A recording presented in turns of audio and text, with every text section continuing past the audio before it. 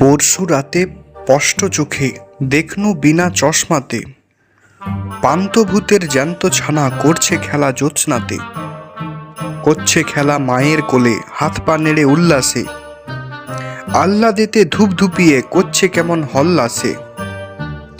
শুনতে পেলাম ভূতের মায়ের মুচকি হাসি কটকটে, দেখছে নেড়ে ঝুঁটি ধরে বাচ্চা কেমন চটপটে।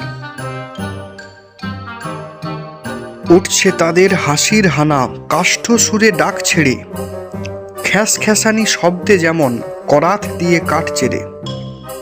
যেমন খুশি মারছে ঘুষি, দিচ্ছে কোষে কানমলা, আদর করে আছাড় মেরে শূন্যে ঝোলে চ্যাংদোলা। বলছে আবার, আয় রে আমার নোংরা মুখ শুট করে, দেখ না ফিরে প্যাক না ধরে হুতম হাসি মুখ করে।